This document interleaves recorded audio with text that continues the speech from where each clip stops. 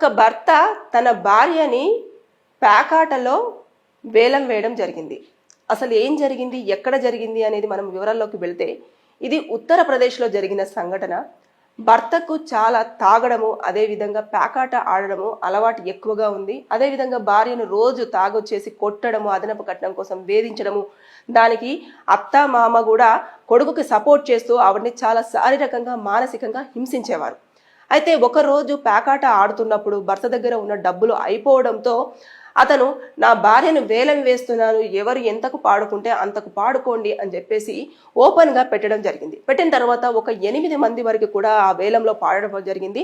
పాడిన తర్వాత అతను ఆ గేమ్లో కూడా పూర్తిగా ఓడిపోయాడు. ఆ ప్యాకెట్లో అతను ఓడిపోయిన తర్వాత ఇమీడియట్గా 8 మంది కూడా తన భార్య ఇంటికి బలవంతంగా వచ్చేసి ఆమె పైన అత్యాచారం చేయడం జరిగింది. ఇమీడియట్గా ఆవిడ దగ్గరలోని పోలీస్ స్టేషన్కి పరిగెత్తుకుంటూ వెళ్ళేసి, ఇలా నా పైన 8 మంది, నా భర్త ఇలా నన్ను పేకాడుతూ వేలం వేయడం జరిగింది, వారు వచ్చేసి నన్ను అత్యాచారం చేశారు, ఇందులో మా అత్త మామ కూడా సపోర్ట్ చేశారు అని చెప్పేసి వాళ్ళందరి మీద కూడా కేసు ఫైల్ చేయడం జరిగింది.